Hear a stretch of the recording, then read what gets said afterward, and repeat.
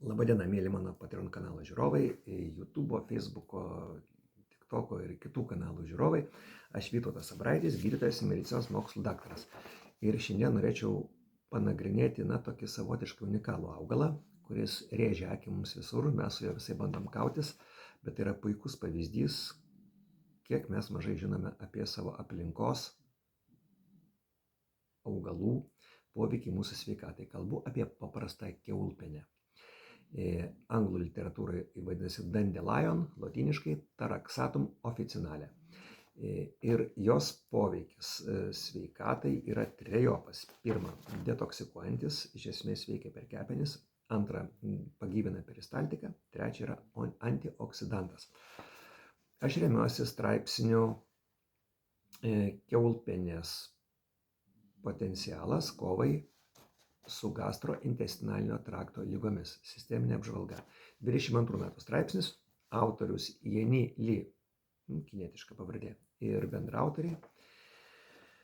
Ir tai yra pavyzdys, kaip gerai gali sugyventi tradicinės ir netradicinės medicinos atstovai.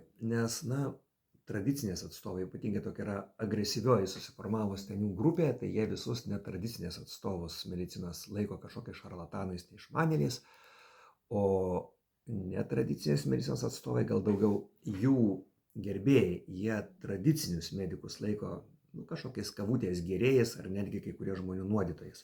Tai yra labai neteisingas požiūris, tas toksai susipriešinimas, jisai niekada nepriveda prie gero. Tokio susipriešinimo, kaip dabar Lietuvoje, niekada nebuvo visais klausimais, galiu pasakyti. Tai panašu, kad čia irgi galbūt didelės idilijos nebus, bet pienė labai gražiai parodo kiniečių, kurie sugeba matyti kažkaip tai susitaikyti ir bendradarbiauti požiūrį. Taigi, pirmiausiai, kokios yra aktyvios medžiagos, tai yra alkaloidai pienėje, kurie veikia mūsų organizmą.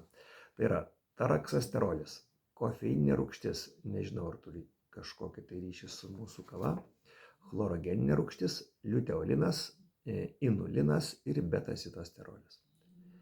Taip pat yra vandenyje tirpių vitaminų. Ir šitų alkaloidų išskirti be rimtos laboratorijos tikrai nesugebėtų ten ajurvedinės medicinos centrai, tai jau įsijungia tradicinė medicina su savo visų laboratoriniu potencialu. Ir buvo kai kurie poveikiai patvirtinti, kai kurie liko abejotini. Pirmiausiai, gastrointestinaliniam traktui poveikis buvo patvirtintas, pirmiausiai su eksperimentiniais gyvūnėliais ir patvirtinti su žmogum. Pienės preparatai mažina kepenų fermentų koncentraciją. Tai yra AST, ALT, HF, tai kas koduoja asparaginę transaminazę, alaninę transaminazę ir šarminę fosfatazę. Tas poveikis yra labiausiai įrodytas. Šitie fermentai rodo kepenų sudirgimą. Kažkokius tai, ar tai uždegiminės kilmės, ar tai trauminės kilmės, autoimuninės kilmės, hepatocitų mažesnio ir didesnio laipsnio irimą. Dabar kas buvo abejotina? Tai yra pirmiausiai pienės preparatų poveikis į lipidogramą. Pradžiai buvo pagalvota, kad tvarko kraujo lipidus, taip, gerai pusę, bet per daug prieštaringų straipsnių, nėra vieningos nuomonės. Nes matot, kada yra labai viskas aiškiai įrodyta, taip kaip kokio ten antibiotiko poveikis prieš chlamidiozę, tai ten 3 metų straipsnis ar ten 8 ar 96 įrodo ir viskas, ir labai viskas akivaizdu. O kada tenais tyriama be galo, be krašto, rodo, kad kažkokio vieningo sutarimo nėra. Taip pat buvo pastebėta, kad gerėja koncentracija kreatinino ir ureos. Tai yra inkstų funkcijos rodiklio naudojant pienės preparatus.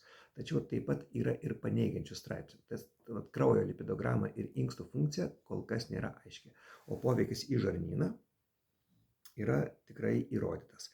Taigi, pirmiausia, reikia per kepenis. Dabar, mėlyje, pasakykite man ir atsakykite savo, ar vartojate brangius detoksus savo kepenų funkcijom. Aš manau, kad tikrai ne vienas ir ne du ten, kur sušoka ten platintojas kažkokį šokį ir jūs išmetat pinigėlius. Tad geriau vartokit pienę. Pasiskinkite, jinai naudojama lapai ir žiedai įvairiausiose maistinėse mišrainėse. Tai vat pabandykit, o iš šaknų daromi tinktūros arba kažkokios tai tirpalai, ar tai spiritiniai, ar tai vandeniniai. Dabar kaip veikiamas žarnynas.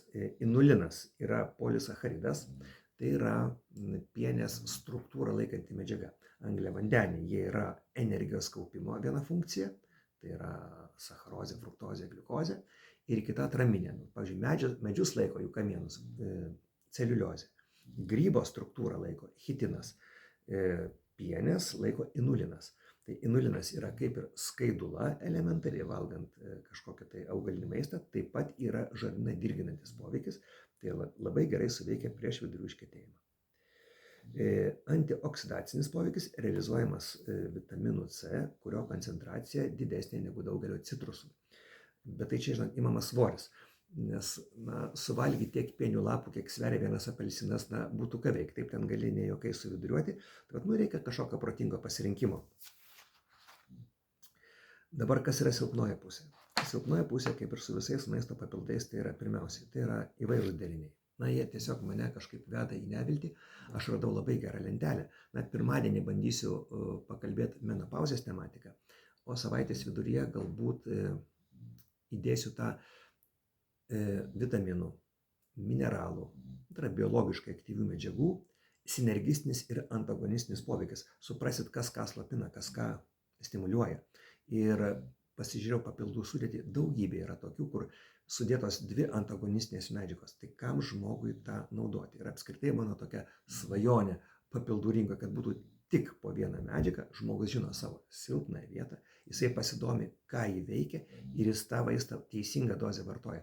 Dozavimas taip pat yra labai svarbu, ką aš irgi kažkada ateityje pakalbėsiu su selenu, nes irgi truputėlį yra tokių betvarkės elementų ir tokių įprastų marketinginių triukų, kurie žmogui gali truputėlį netgi ir pagadinti sveikatą.